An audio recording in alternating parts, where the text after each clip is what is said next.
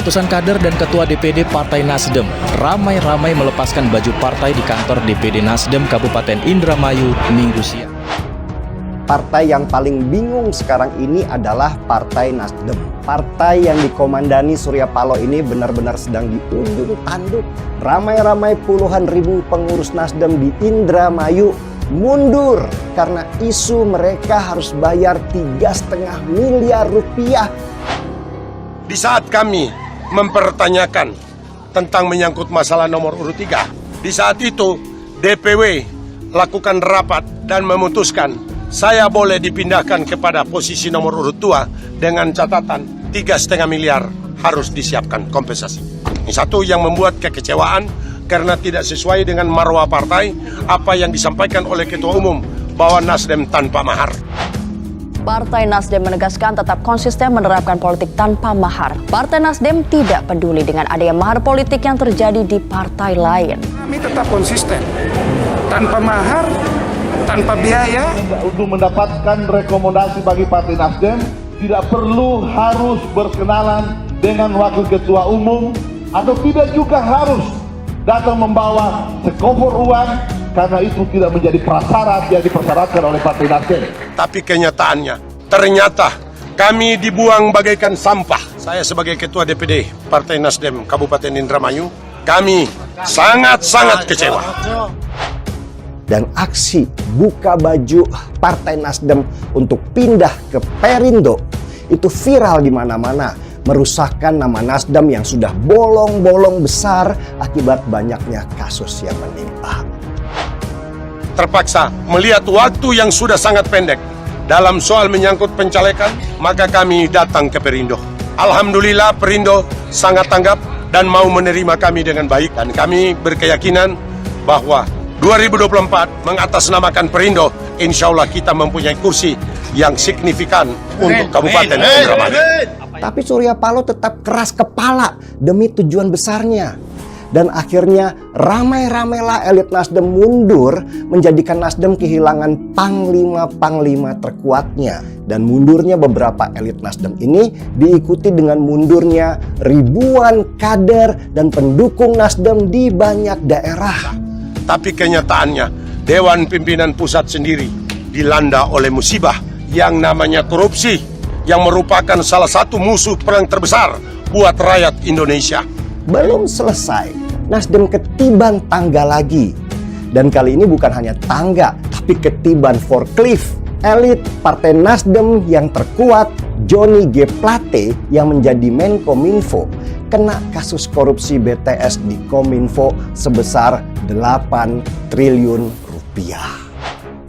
Banyak pihak yang menagih janji kepada Ketua Nasdem, yakni Surya Paloh, yang akan membubarkan partainya jika ada kadernya yang korupsi. Kini kader dari Nasdem sekaligus Menteri Komunikasi dan Informatika atau Menkominfo Johnny G. Plate ditetapkan sebagai tersangka. Lantas apakah Surya Paloh benar-benar akan membubarkan partainya? Saya memahami kasus seperti ini bukan yang pertama kali dihadapi oleh partai ini, tapi untuk hal yang terjadi kali ini kepada Sekretaris Jenderal DPP Partai Nasdem, saudara kami Johnny Plate sebagai tersangka, apa sikap Nasdem jelas tidak pernah berbeda dari komitmen awal partai ini didirikan. Kami ingin tetap berada di garda terdepan. Saya sudah ingatkan seluruh Slagorde ini untuk tetap bekerja seperti biasa. Dan pada titik ini Surya Paloh pasti bingung luar biasa. Dia mau kemana? Ke Ganjar atau ke Prabowo? Surya Paloh harus cepat memutuskan, karena kalau tidak berlabuh di dua kapal penyelamat itu, maka Nasdem benar-benar akan tenggelam. Mungkin kelak Nasdem akan sadar bahwa mengusung nama Anies Baswedan itu adalah sebuah kesalahan besar. Anies sudah seperti kutukan bahwa siapapun yang dia pegang akan hancur berantakan. Mungkin ini sebuah karma, karena dulu Anies itu sangat mendukung politik identitas yang hampir saja membelah negeri ini menjadi dua bagian. So Nasdem, hati-hati, angin semakin kencang, kapal semakin tidak kuat bertahan. Cepat ambil strategi baru atau kelak hanya akan dikenang sebagai kapal yang sudah karam. Aksi lepas atribut partai terjadi saat ribuan kader Partai Nasdem Kabupaten Indramayu ramai-ramai mengundurkan diri pada hari Minggu 11 Juni 2023. Mereka menanggalkan seluruh atribut partai, diantaranya kemeja, dan melemparkannya ke udara. Kejadian tersebut terekam video dan beredar di media sosial. Dalam video terlihat, massa turut melakukan aksi pencopotan stiker Partai Nasdem yang terpasang di salah satu mobil operasional milik partai. Berdasarkan informasi, jajaran pengurus Partai Nasdem di bawah pimpinan Ketua DPD Partai Nasdem Kabupaten Indramayu, Yosep Hussein Ibrahim, akan beramai-ramai pindah ke Partai Perindo. Hussein menyebutkan, para kader yang mengundurkan diri berasal dari 31 kecamatan wilayah Indramayu dan 20 kecamatan wilayah Cirebon. Kendati belum mendata secara pasti, dia mengeklaim ada 120.000 anggota yang menyatakan mundur. Hussein Ibrahim mengaku kecewa atas putusan DPW Partai Nasdem Jawa Barat. Ia merasa dipermainkan karena nama dia tidak ditempatkan di nomor urut 1 dalam daftar bacalek oleh Nasdem Jawa Barat. Dari bocoran A1 yang sudah kami terima, malah kami diposisikan pada nomor urut 3, ujarnya kepada wartawan di Indramayu, dikutip pada Senin 12 Juni 2023. Ia menambahkan harus membayar mahar 3,5 miliar rupiah agar bisa menduduki nomor urut 2 dalam daftar bacalek.